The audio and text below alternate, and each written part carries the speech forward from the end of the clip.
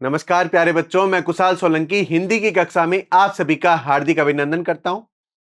आज हम बात करने वाले हैं श्यामा चरण दुबे जी के द्वारा लिखा हुआ ललित निबंध जिसका नाम है उपभोक्तावाद की संस्कृति।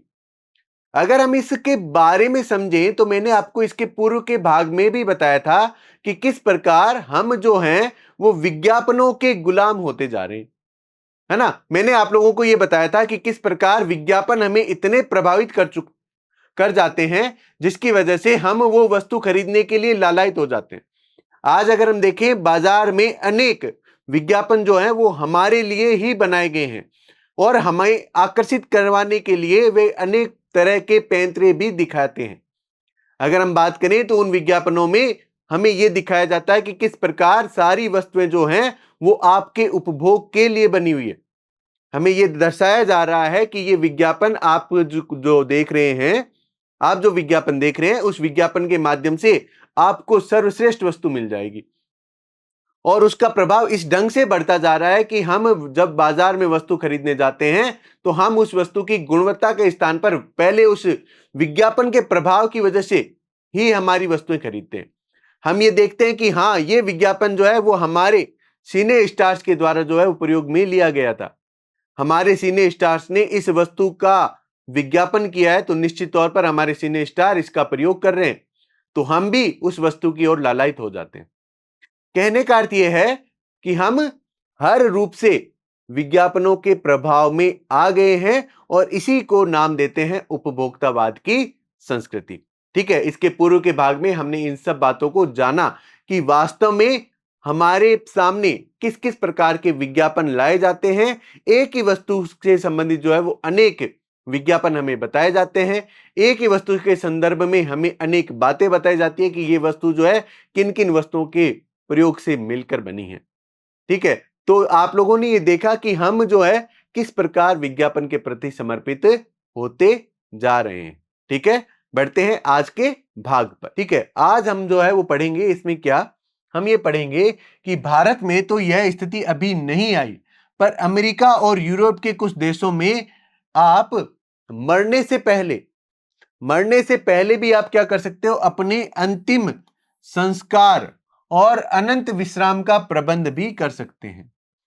मतलब आज अगर हम बात करें होड़ होड़ में, आज हम जो है वो इतने ऐसे व्यक्ति बनते चले जा रहे हैं, इतने गुलाम हो गए हैं बौद्धिक दासता के, उस मानसिकता के जिसमें यह बताया जाता है कि किस प्रकार हम उत्पाद के प्रति समर्पित हो गए। भारत में तो हालांकि इस प्रकार की अभी तक स्थिति नहीं आई है, लेकिन विदेशों में जिसमें अमेरिका और यूरोप के कुछ देशों में क्या स्थिति आई है कि वहां पर लोग जो है वो मरने से पहले अपना अंतिम स्थान का केंद्र जो है वो बता देते हैं और उसके लिए ये भी बता देते हैं कि मैं अगर मर जाऊं तो उसके बाद में आपको क्या करना है, वहां पर कितने जो है वो फूल होने चाहिए, पेड़ की घनी छांव होनी चाहिए और मेरी कब्रगाह के पास में जो है वो हर समय संगीत बजता रहना चाहिए। ये सारी व्यवस्थाएं लोग मरने से पूर्व कर रहे हैं। तो आप विचार कीजिए कि हमें किस प्रकार से कितने जो है वो बौद्धिक गुलाम होते जा रहे हैं कि हाँ भाई मैं मर जाऊं। अरे मरने के बाद में शरीर को किसी भी वस्तु की आवश्यकता नहीं होती, क्यों? क्योंकि जब तक आपके शरीर में आत्मा है, जीवात्मा है, तभी तक आप उन चीजों का उपभोग कर पाओगे। लेकिन यहां पर लोग जो केवल दिखावे के लिए क्या कर रहे हैं कि मेरे मरने के बाद जो है मेरी कब्रगाह जो है वो किस प्रकार की होनी चाहिए। ठीक है, तो यहां पर देखिए अंतिम संस्कार के लिए आप अपने अनंत विश्राम का प्रबंध भी कर सकते हैं। एक कीमत पर एक आपको रेट देनी होगी, उसके आधार पर आपकी कब्र के आसपास सदा हरी घास होगी।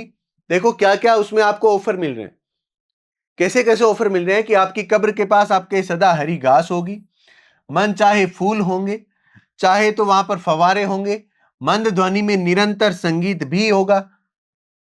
ये सुविधाएं दी जा रही है कि आप एक निश्चित कीमत दीजिए, उसके बाद आप जब मर जाओगे तो उसके बाद में आपकी कब्र जो है वहां पर बनाई जाएगी जहां पर घने पेड़ की छांव होगी, आसपास में आपके जो है वो घास होगी, ठीक है, फंवारे भी हो सकता है लगे हुए हों, संगीत जो है अगर आप कहोगे तो निरंतर संगीत भी बजता रहेगा। ये सुविधाएं आपको जो है वो मिल जाएगी। कहाँ? अमेरिका और कुछ देशों में, यूरोपीय कुछ देशों में ये बात वहां पर हो रही है। आगे बात समझ। अमेरिका में आज जो हो रहा है कल वह भारत में भी आ सकता है। प्रतिष्ठा के अनेक रूप होते हैं, वे हास्यास्पद ही क्यों ना हो। हास्यास्पद का मतलब हो गया हंसने योग्य, मतलब जिसको सुनकर लोग आपकी हंसी उड़ाने लग जाए। ऐसे ऐसे प्रतिष्ठा के मतलब आपकी प्रतिष्ठा को, आपकी आप कितने प्रतिष्ठित व्यक्ति हो उसको दर्शाने के लिए, आपके नेम एंड फेम को दर्शाने के लिए क्या हो रहा है कि आप ऐसा ऐसा काम कर सकते हो जिससे लोगों को सुनकर हंसी आए। अब जैसे यहाँ भाई मरने के बाद मेरी कब्र के पास में जो है वो इस तरह का संगीत बजना चाहिए, फंवारे होने चाहिए, तो लोग सुनकर हंसेंगे, भाई तू उठकर देखेगा क्या, है ना। लेकिन ये क्या हो गया है, ये लोगों को केवल प्रतिष्ठा दिखाने का एक जो मन में और दिमाग पर जो एक भ्रम छाया हुआ है कि हाँ मैं जितनी अपने आप को प्रतिष्ठित दिखाऊंगा समाज में उतना ही मान सम्मान होगा। और निश्चित तौर पर समाज आज उसी ओर भाग रहा है। जितना ज्यादा लोग दिखावा कर रहे हैं उसी के पीछे लोग भाग रहे हैं कि हाँ भाई ये कितना ज्यादा प्रतिष्ठित व्यक्ति होगा। यह एक छोटी सी झलक है उपभोक्तावादी समाज की। ये आपको केवल और केवल एक उस समाज की एक छोटी सी झलक बताई गई है जिसके हम सभी जो हैं गुलाम होते जा रहे हैं, जिसके प्रति हम सभी समर्पित होते जा रहे हैं। यह विशिष्ट जन का समाज है, पर सामान्य जन भी इसे ललचाई निगाहों से देखते हैं। उनकी दृष्टि में एक विज्ञापन की भाषा में यही है राइट चॉइस बेबी। ये जो चीज बताई जा रही है विशिष्ट जनों की बात जो की जा रही है, लेकिन इसका असर जो है वो सामान्य लोगों पर हो रहा है। सामान्य लोग जो है वो आज अधिकांशतः ऐसा कार्य करने की कोशिश करते हैं जो उनकी पहुंच से दूर होता है। जिसको अगर हम कहें ना कि चादर, जितनी चादर हो उतने ही पांव पसारने चाहिए, वो उस चीज को छोड़ चुके। अब तो ये हो गया है कि भाई जो है चादर जो है वो देखी जाएगी, छोटी है तो छोटी सही, हमारी अगर हैसियत नहीं है उसके बावजूद भी हम जो है वो बढ़ चढ़कर खर्चा करते हैं, दिखावा करते हैं। आज अगर हम सामान्य जन में अगर हम बात करें तो अनेक ऐसे सामान्य जन भी दिख नजर आ जाएंगे जो परिवार में जब कोई विवाह समारोह होता है या कुछ और समारोह होता है तो वह अपने आप को उतना उच्च दिखाने की कोशिश करता है जितना वह नहीं होता, और उस चक्कर में वह अनेक प्रकार के कर्ज में घिर जाता है, अनेक प्रकार के कर्ज में घिर जाता है। क्यों? क्योंकि उनकी दृष्टि में तो जिस प्रकार एक विज्ञापन में एक टैगलाइन बोली जाती थी, यही है राइट चॉइस बेबी, कि हाँ भाई यही एकदम राइट चॉइस है, इसको चुन लो। ये सारी चीजें आज सामान्य जन जो है वो विशिष्ट जन के प्रति आकर्षित होता जा रहा है, उसी के प्रति अपने आप को समर्पित करता जा रहा है। आगे बात समझ में, बढ़ता हूं आगे। अब विषय के गंभीर पक्ष पर आते हैं। ये तो देखो बात हो गई केवल और केवल आपको अभी तक समझाने की, ठीक है, कि वास्तव में हम उपभोक्तावादी संस्कृति और कैसे जा रहे हैं। लेकिन अब बात होगी यहां पर इस विषय के गंभीर पक्ष पर कि आखिर इसका असर क्या हो रहा है। गंभीर पक्ष में इसका मतलब असर बताया जाएगा। यहां पर अब किसकी बात हो रही है? अब यहां पर इस संस्कृति के असर की, प्रभाव की बात हो रही है। इस उपभोक्ता संस्कृति का विकास भारत में क्यों हो रहा है? ये जो संस्कृति है ये पाश्चात्य संस्कृति थी, लेकिन इसका विकास भारत में इतना अधिक क्यों हो रहा है? उसके पीछे क्या कारण है, वो कारण समझिए। सामंती संस्कृति के तत्व भारत में पहले भी रहे हैं। उपभोक्तावाद इस संस्कृति से जुड़ा रहा है। आज सामंत बदल गए हैं, सामंती संस्कृति का मुहावरा भी बदल गया है। सामंती, सामंती का मतलब हो गया दिखावटी जिंदगी, ठीक है, दिखावटी जिंदगी, या फिर अगर हम बात करें सामंत लोगों की जिंदगी।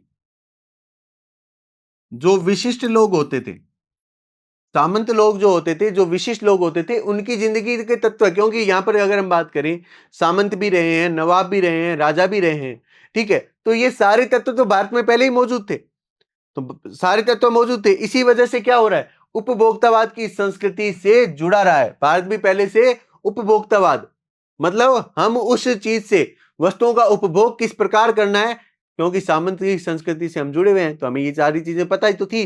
तो अब धीरे धीरे उसका क्या परिणाम हुआ, अब सामंत बदल गए हैं और सामंती का संस्कृति का मुहावरा, पहले जो सामंत होते थे वही विशिष्ट चीजें का प्रयोग करते थे, लेकिन अब धीरे धीरे इस सामंत वर्ग को बदल दिया गया है। ये सामंती जो चीज है इसकी परिभाषा बदल चुकी है। कैसे बदल चुकी है? हम सांस्कृतिक अस्मिता की बात कितनी ही करें, सांस्कृतिक अस्मिता, अस्मिता अस्तित्व या पहचान, ठीक है, परंपराओं का अवमूल्यन हो रहा है, मूल्य गिरा देना, आस्थाओं का क्षरण हुआ है, नाश हो गई आस्थाएं। कड़वा सच तो यह है कि हम बौद्धिक दास्ता के गुलाम होते जा रहे हैं, बौद्धिक दास्ता के गुलाम होते जा रहे हैं, पश्चिम के सांस्कृतिक उपनिवेश बन रहे हैं, पश्चिम के सांस्कृतिक उपनिवेश बन रहे हैं। बौद्धिक दास्ता के गुलाम मतलब बौद्धिक का अर्थ हो गया आपके, ये शब्द बना है बुद्धि से। बुद्धि जो शब्द था, जब इसमें इक प्रत्यय जोड़ा गया तब शब्द बना क्या? बौद्धिक। ठीक है, मतलब हमारी बुद्धि जो है, हमारा दिमाग जो है, वह इन उत्पादों के प्रति इतना समर्पित हो गया है कि हम आज बस केवल इस बात को समझते हैं कि हाँ, अगर मेरे पास में महंगी से महंगी वस्तु होगी तभी जो है वो मेरा समाज में मान सम्मान होगा। और ये चीजें जो है वो हमारी सांस्कृतिक रूप से, अगर हम बात करें हमारी सांस्कृतिक अस्मिता, हमारी संस्कृति की जो इज्जत थी, जो हमारा अस्तित्व था, हमारी पहचान थी, उसको समाप्त कर रही है। उसकी परंपराओं का अवमूल्यन हो रहा है, हमारी जितनी भी परंपराएं थी वो समाप्त हो रही है, गिर रही है, टूट रही है, और आस्थाओं का क्षरण हुआ है। जितनी भी हमारी आस्थाएं थी उनका भी क्षरण हुआ है। आज आप देख लीजिए आस्था के नाम पर क्या क्या चीजें हो रही है। हम जब अपनी आस्था दिखाने की कोशिश करते हैं तब हम क्या करते हैं? एक छोटा सा उदाहरण देना चाहूंगा। आप देखिए कि आस्था के रूप में क्या हो रहा है कि जब हम किसी भी धार्मिक स्थल पर जा रहे हैं तो हम अपने आप को इतना जो है वो दिखाने की कोशिश करते हैं कि हमसे बड़ा धार्मिक कोई है ही नहीं, हमसे बड़ा धार्मिक कोई है ही नहीं, और हमारे धार्मिक जो मूल्य हैं उन मूल्यों को हम निश्चित तौर पर गिराने की पूरी कोशिश करते हैं। हम किसी भी स्थान पर जाकर, किसी धार्मिक स्थान पर जाकर इस प्रकार का व्यवहार करते हैं, ठीक है, इस प्रकार से अपने आप को दिखाने की कोशिश करते हैं कि हाँ भाई, मैं ही यहां पर जो है वो धर्म को संस्थापित कर रहा हूं, और इस धर्म को आगे ले जाने की जो जिम्मेदारी है वो मुझ पर ही है। और वहां पर वो क्या करते हैं? वहां पर अपने ही धर्म को जो है वो नीचा दिखाने की पूरी कोशिश करते हैं, पूरी कोशिश करते हैं, ठीक है। और उसी वजह से आस्थाओं का क्षरण हुआ है। आज विश्वास की बात तो रही नहीं है।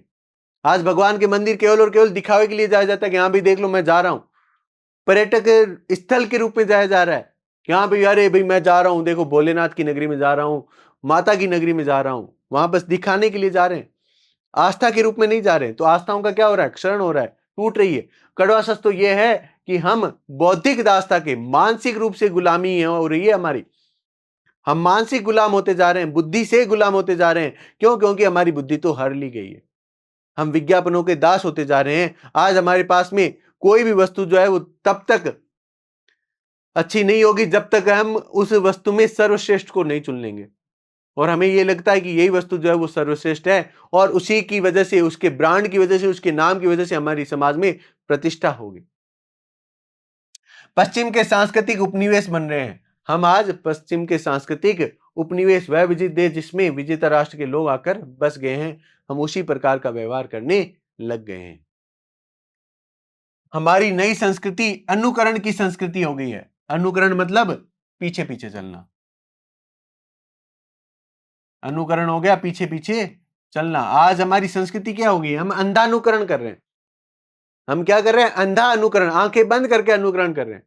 अच्छा, इसके पास में ये इस ब्रांड का फोन है ना, मेरे पास में यही होना चाहिए, चाहे मेरा उसका कोई भी प्रयोग है या नहीं है, कोई प्रयोग नहीं है। अनेक विद्यार्थी जगत जो है वो इसी प्रकार की बौद्धिक मानसिकता में जकड़ते जा रहे हैं, बौद्धिक गुलामी में जकड़ते जा रहे हैं। क्यों जकड़ते जा रहे हैं? क्योंकि उनको ये लगता है कि अच्छा, वो इस वजह से जो है इस इतना नाम कमा सकता है, इसके इतने जो है वो फॉलोअर्स हो सकते हैं, मैं भी यही काम करूं। क्यों? क्योंकि हम पश्चिम की, हमारी नई संस्कृति अनुकरण की, हम केवल किसी का अनुकरण, पीछे पीछे चलना जानता है कि हाँ अरे ऐसा ही काम ये कर रहा है तो हम भी करेंगे। भाई अगर हम बात करें, राजस्थानी में एक कहावत है, गांव करे जहां गेली करे। जैसा गांव कर रहा है वैसा ही जो पागल इंसान होता है वो भी करने लग जाता है। तो दूसरे लोग कर रहे हैं, अच्छा ऐसा उसके पास में ये है तो मेरे पास में भी ये होना चाहिए, उसके पास ये चीज है मेरे पास भी ये होनी चाहिए। हम अंधानुकरण कर रहे हैं, हमारे पास में उसकी उपयोगिता है या नहीं है हम ये समझने की कोशिश ही नहीं कर रहे हैं। आधुनिकता के झूठे प्रतिमान अपनाते जा रहे हैं। प्रतिष्ठा की अंधी प्रतिस्पर्धा में जो अपना है उसे खोकर हम छद्म छद्म आधुनिकता की गिरफ्त में आते जा रहे हैं।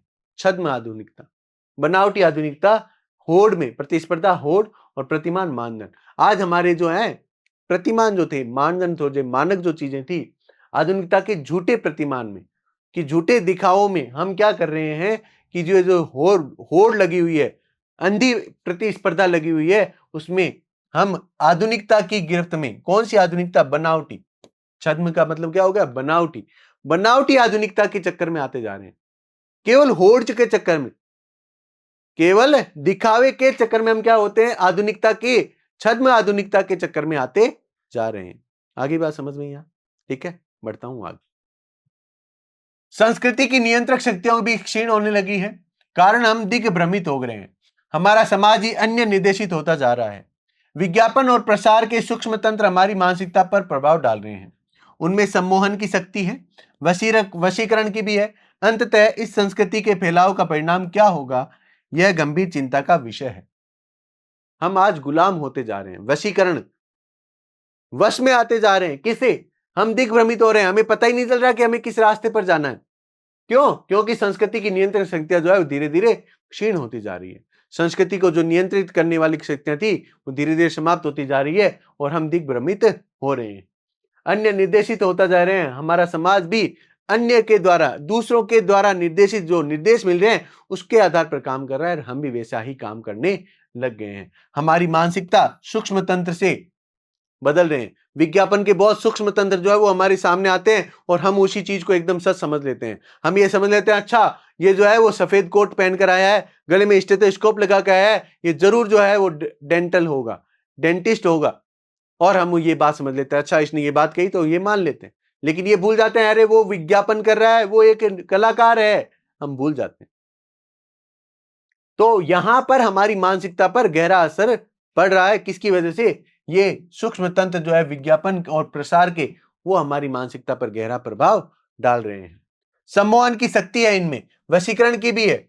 सम्मोहित भी करते हैं और वशीकरण भी करते हैं, सम्मोहन भी करते हैं और वशीकरण भी करते हैं। आप देख लीजिए, अगर आज मैं किसी के सामने अगर एक छोटी सी टैगलाइन विज्ञापन की बोलूंगा, वो तुरंत बता देगा हाँ ये इस विज्ञापन से जुड़ी हुई है। क्यों? क्योंकि उसने उसको वश में कर रखा है, उसको नियंत्रित कर रखा है। संस्कृति के, इस संस्कृति के फैलाव का क्या परिणाम, ये जिस प्रकार की संस्कृति बढ़ती जा रही है इसका क्या परिणाम निकलेगा, इस पर विचार करना बहुत जरूरी है, समझना बहुत जरूरी है। हमारे सीमित संसाधनों का घोर अपव्यय हो रहा है। संसाधन जो है वो सीमित है, ठीक है। जैसे अगर हम बात करें पानी, ये सीमित है। जैसे अगर हम बात करें हमारी धरती से जितने भी खनिज तत्व निकलते हैं वो सीमित है, लेकिन उनका अपव्यय हो रहा है। अपव्यय मतलब फिजूल खर्ची हो रही है। जीवन की गुणवत्ता आलू के चिप्स से नहीं सुधरती, न बहुविज्ञापित शीतल पेयों से, भले ही वे अंतरराष्ट्रीय हों। पिज्जा और बर्गर कितने ही आधुनिक हों, है वे कूड़ा खाद्य। समाज में वर्गों की दूरी बढ़ रही है, सामाजिक सरोकारों में कमी आ रही है। जीवन स्तर का यह बढ़ता अंतर आक्रोश और अशांति को भी जन्म दे रहा है। भाई आलू चिप्स हो गए, जो बहुविज्ञापित शीतल पेय पदार्थ हैं, ठीक है, ये जो है ये जीवन जीने का स्टैंडर्ड नहीं है। आप चाहे पिज्जा और बर्गर को कितने ही कह दो, आधुनिक कह दो, ये सारी चीजें क्या है? कूड़ा खाद्य है। ये सारी चीजें कूड़ा खाद्य हैं, ये खाने योग्य होती नहीं है। हम इनको खाकर जो है वो एकदम आधुनिक बन जाते हैं, लेकिन ये भूल जाते हैं ये खाने योग्य नहीं है, कूड़ा खाद्य है ये। समाज में वर्गों के बीच में दूरियां बढ़ती जा रही है। एक वर्ग, धनिक वर्ग और निम्न वर्ग के बीच में बहुत दूरियां बढ़ती जा रही है, और उसका परिणाम क्या हो रहा है? सामाजिक सरोकारों में कमी आ रही है। सामाजिक सरोकार में, सामाजिक जिस प्रकार के हमारे सरोकार थे, हमारे नियम थे, उनमें कमी आती जा रही है और जीवन स्तर का यह बढ़ता अंतर, जीवन स्तर के बीच में जो अंतर बढ़ रहा है, इसकी वजह से देखिए क्या जन्म ले रहा है, आक्रोश जन्म ले रहा है, अशांति जन्म ले रही है। वास्तविकता ये अनेक बच्चों में आप देख लीजिए कि वह देखते हैं कि हाँ भाई उनके उनके मित्रों के साथ में उनके मित्र जो है वो इस प्रकार का जीवन जी रहे हैं, उनके मित्र जो है वो इस प्रकार का जीवन जी रहे हैं और हमारे पास भी ऐसा जीवन होना चाहिए। तो उस वजह से एक धीरे धीरे दोनों के बीच में वर्ग बढ़ता जा रहा है और यही जो चीज है वो किस में बढ़ रही है, आक्रोश और अशांति को जन्म दे रही है। आक्रोश को भी जन्म दे रही है, अशांति को भी जन्म दे रही है। जैसे जैसे दिखावे की यह संस्कृति फैलेगी, सामाजिक अशांति बढ़ेगी, हमारी सांस्कृतिक अस्मिता का ह्रास तो हो ही रहा है, हम लक्ष्य भ्रम से भी पीड़ित हो रहे हैं, विकास के विराट उद्देश्य पीछे होते जा रहे हैं, हम झूठी तुष्टि के लिए तात्कालिक लक्ष्यों का पीछा कर रहे हैं, मर्यादाएं टूट रही है, नैतिक मानदंड ढीले पड़ रहे हैं। ये सारे नुकसान हो रहे हैं, ये सारे नुकसान हो रहे हैं।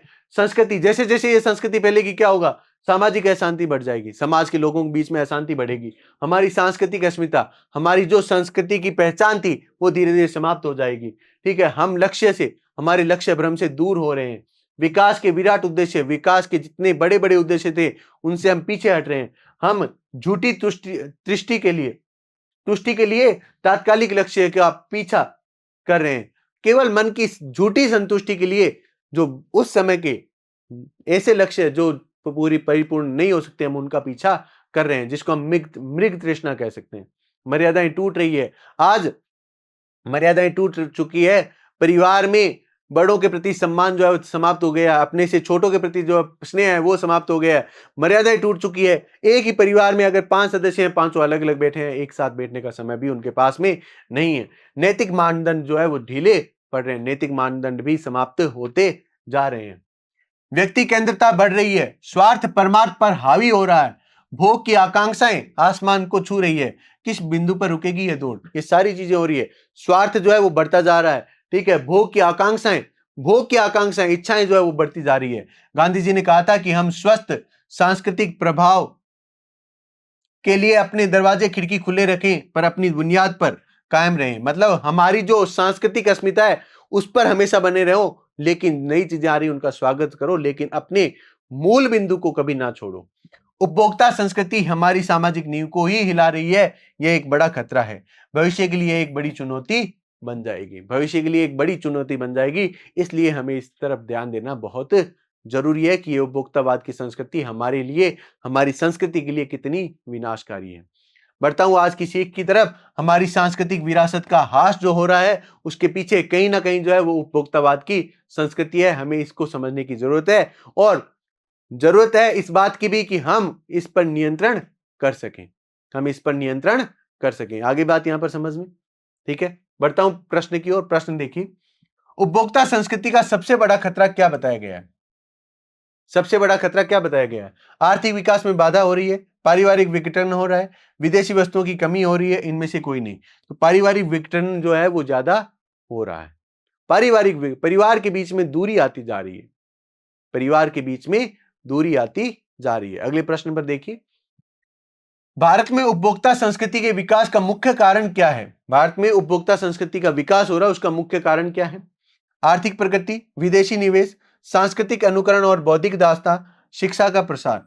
तो सांस्कृतिक अनुकरण, हम दूसरों की संस्कृति का अनुकरण कर रहे हैं और मानसिक रूप से, बुद्धि के रूप से हम गुलाम होते जा रहे हैं। ये उपभोक्तावाद की संस्कृति के फैलने का भारत में सबसे बड़ा कारण है।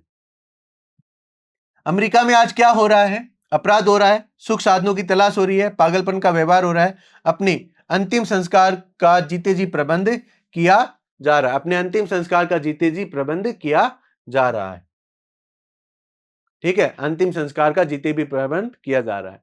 हमारे समाज को कौन चला रहा है? पश्चिमी अंधानुकरण, पश्चिमी संस्कृति, अन्य समाज, विज्ञापन और प्रसार माध्यम। हमारे समाज को आज कौन चला रहा है? पश्चिमी अंधानुकरण, पश्चिमी संस्कृति, अन्य समाज, विज्ञापन और प्रसार माध्यम। तो विज्ञापन और प्रसार माध्यम जो है ये हमारे समाज को अभी चला रहे हैं, ठीक है। आगे देखिए, हम लक्ष्य भ्रम से पीड़ित हैं। कथन का अर्थ क्या है? हमें अपने भविष्य की योजनाओं की जानकारी है, हम अपने लक्ष्य स्पष्ट रूप से निर्धारित कर चुके हैं, हम भ्रमित हैं और सतही लक्ष्यों के पीछे भाग रहे हैं, हमारा ध्यान केवल धार्मिक कार्यों पर है। हम भ्रमित हैं और सतही लक्ष्यों के पीछे ही भाग रहे हैं। आगे बात समझ में? उम्मीद करता हूं कि आज आपको यह पाठ और इससे जुड़ी हुई हर एक बात बहुत अच्छे ढंग से समझ में आ गई होगी। आप लोगों ने यह जान लिया होगा कि किस प्रकार विज्ञापन हमारे दिमाग को कितना अधिक प्रभावित कर रहा है और उसके माध्यम से हम जो है वो सारे पश्चिमी सभ्यता का अंधानुकरण करते हुए उसके गुलाम होते जा रहे हैं। हमें इस बौद्धिक गुलामी से आजाद होने की बहुत ज्यादा जरूरत है, तभी हम हमारी सांस्कृतिक विरासत को बचा पाएंगे। उम्मीद करता हूं ये सारी बातें आज आप लोगों को बहुत अच्छे ढंग से समझ में आ गई होगी। अब हम मिलेंगे इसके नए भाग में, तब तक के लिए धन्यवाद। जय हिंद, जय भारत।